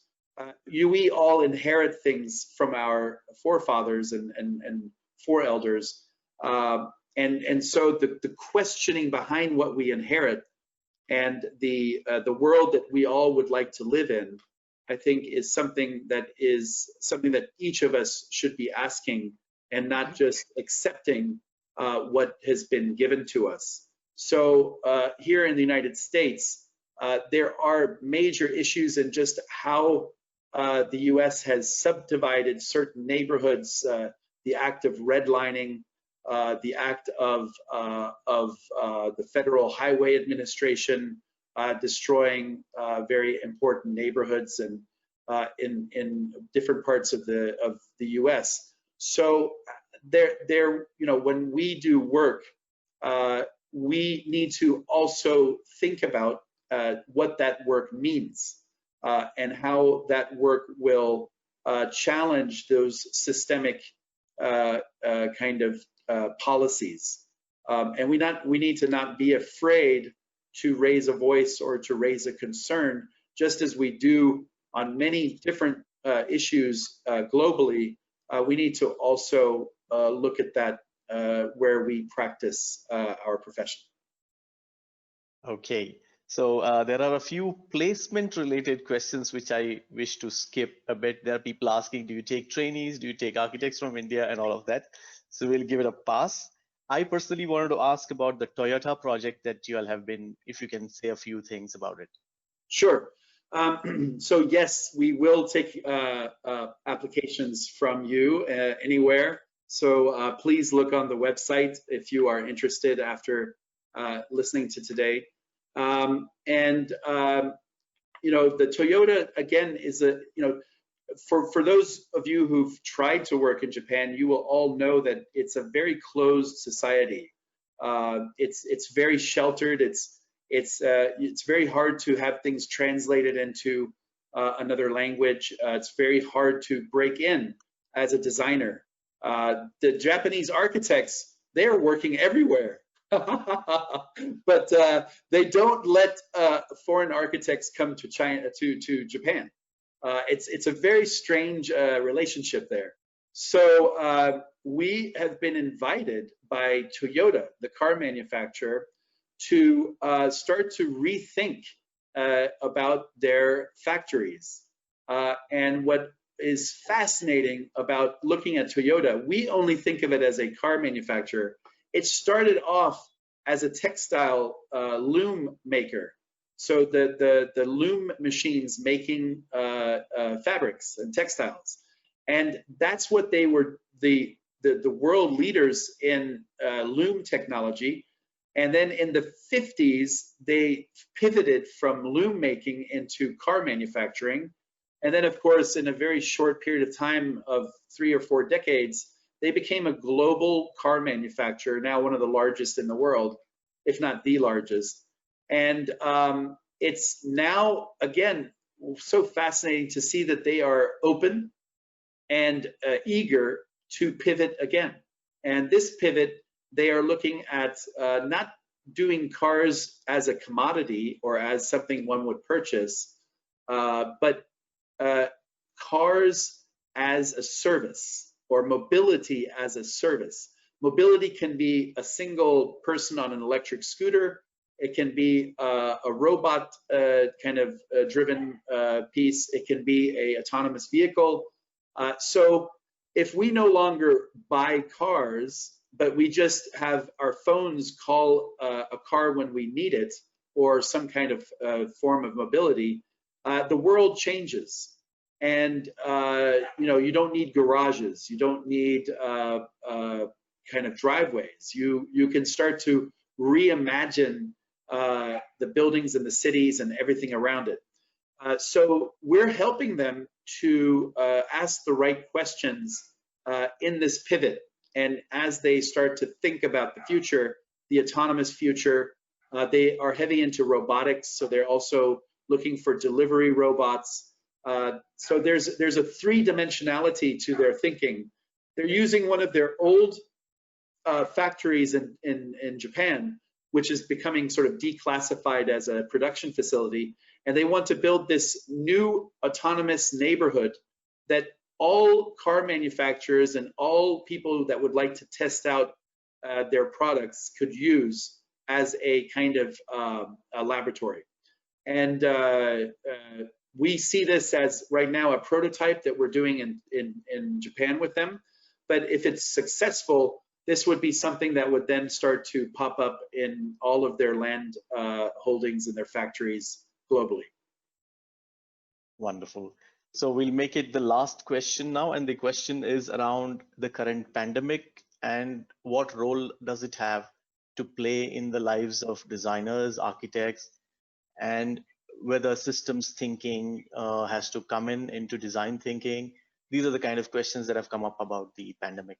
So how would your take, what is your take on it? We, of course, are, it's one question that has now been central to our thinking the last 4 to 5 months. And there are, of course, a few tendencies one can already discuss. I think it's still very early and fresh in this uncertain time. So things will continually kind of morph. But a few things that we see is that density is, of course, one of the issues we deal with from a health standpoint, needing to be, 6 feet apart. So that starts to impact, of course, the use of buildings, occupancy levels, event spaces like music or sports venues. And suddenly our streets, our sidewalks are very important, and the public realm. So I think one major kind of thinking here is how can we as architects, and I think it's also important to think about landscape architects, think about the public realm as equally important to the built realm. And we have sometimes kind of pushed the public realm to the side. And we need to now bring the public realm to the forefront and to think about how the public realm interacts with our buildings.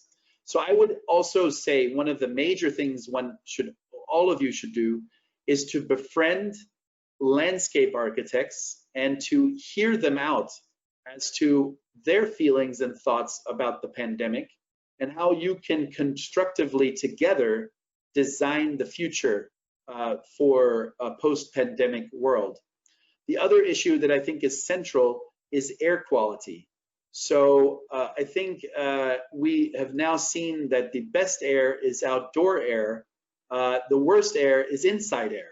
So we have to really rethink about how we bring fresh air into our buildings. It could be as simple as building buildings that are passively aired out, so opening our windows. That would be the cheapest and easiest way to do it. But those buildings that are hermetically sealed and have large engines pushing air through with filters, they really need to be redesigned to think about the air quality inside those buildings. So that's a very technical and a very kind of more larger scale thoughts on the pandemic. Thank you, Kai. Thank you so much for your profound answers and perspectives that you presented through the question answer as well as the panel discussion session. I will now hand over to Kavita. Kavita, are you ready to? Yes, I'm here, Satish. Thank you so much. I want to say a big thank you to Kai. Thank you so much for sharing your journey, your design philosophy, and taking us for this whirlwind tour of your projects spanning the entire globe, not just this world here, but also space. So thank you for that. And this has inspired the team to travel. We are coming to meet you. We are coming. We've planned a trip. Yes. And the team at Triple ID, yes. Dinesh, you have to sort this out for us. We are going next year. Yeah? Yes. Yeah. So, yeah, I hope everybody enjoyed this as much as we did. A big shout out to Team Triple ID, the Unmasked Core Group. Please, if you can, show yourselves on camera. Let's take a picture. Andre, Sahana, Akshara, Gunjan, Satish, Deepal. Yes. Thank you all so much. You guys have been fabulous. Thank you for helping out and making this event happen. So as you know, Living Etc. is our exclusive media partner, the Homes magazine for modern living. A big shout out to Sarita Vijayan of Fab Biennale and Deepal, who's been working out the logistics. Many panic attacks. Sorry for that. And look forward to our next event, Serendipity, Sri Lankan Architects, Palinda Kanangara and Varna Shashidhar. So that's on August 8th, 4 p.m. Unmasked 2 continues. And do register. It's a free registration. Catch you all then. Yeah, somebody take a picture. And we will be having a recording of the session, which we will share shortly. Thank you, everybody, for joining us. Good night and have a great weekend. Thank you, Kai, and you have a great day ahead. For you, it's just the starting of the day, and we catch up soon. Thank you very much. Thank you, Judy. Bye-bye, everyone.